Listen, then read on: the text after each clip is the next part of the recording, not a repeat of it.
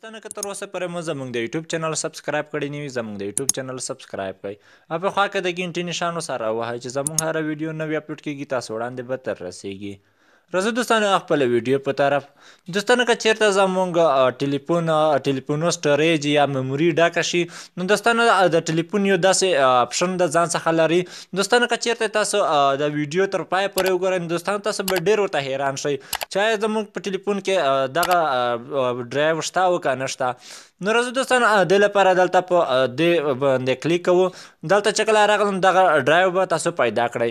نو دوستانو دغه په هر ټلیفون کې په 100% موجود وي. نو دوستانو که دغه چېرته موجود نه وه نو تاسو یې له ګوګل څخه هم را ډاونلوډ کولی شئ او د پلی سټور څخه هم را ډاونلوډ کولی شئ. نو راځو دوستانو دلته په ډرایو باندې کلیک کوو. کله مو دوستانو چې کله په ډرایو باندې کلیک وکړه نو تاسو ګورئ دلته ما انځورونه ورته راخیستي دي. تاسو هم انځورونه فلمونه او داسې نوره ویډیوګانې ورته راخیستی شئ. نو دوستانو دا له ځان څخه 15 GB ځایه لري. نو راځو دلته تاسو به په دې 3 ډاټس باندې به تاسو کلیک وکړئ. کله مو چې په دې 3 ډاټس باندې کلیک وکړل نو لومړی به تاسو دلته یو جیمیل ورکړئ. باید تاسو جیمیل ولرئ دغه هیڅکله نه خلاصیږي.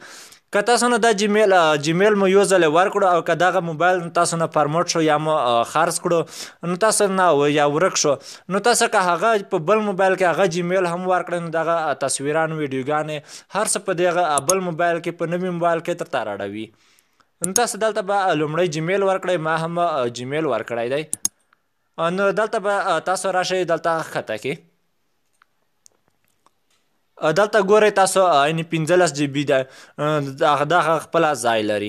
نو دلته به تاسو بیک سایډ باندې راشئ. نو دوستانو راځو دلته دغه ته څنګه ویډیوګانې انځورونه فلمونه او داسې نوره ویډیوګانې راړولی شو. نو دلته به تاسو په جمع نشان باندې کلیک وکړئ. دغه چې کوم جمع نشان دی په دې کونج کې په دغه باندې به تاسو کلیک وکړئ.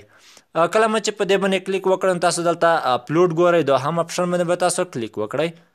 کله مو چې دلته کلیک وکړه نو دلته هر رقم ویډیوګانې انځورونه او داسې نور فلمونه هم ورته راوړلی شئ. زه اوس دغه ویډیوګانې ورته راوړم. نو تاسو ګورئ ما 2 ویډیوګانې ورته راوړئ. نو تاسو به دلته په دې اوپن باندې به کلیک وکړئ. کله مو چې په اوپن باندې کلیک وکړم دغه دي ډایرکټ دغه ځای ته راغلی. نو دوستانو دغه دي تاسو ګورئ دلته په دغه باندې زه کلیک کوم. دغه به تاسو داسې خلاص به کړئ. دغه دي دې ځای ته راغلي دي انځورونه دي. نو تاسو دلته هر رقم ویډیوګانې ورته راوړلی شئ.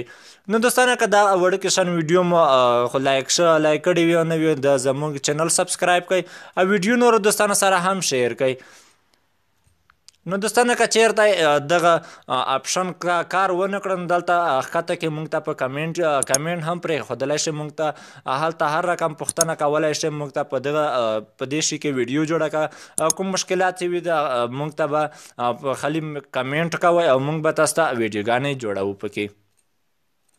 نو دوستانو بیا هم هیله کوم که زموږ چینل مو سبسکرایب کړی نه وي زموږ چینل هم سبسکرایب کړئ.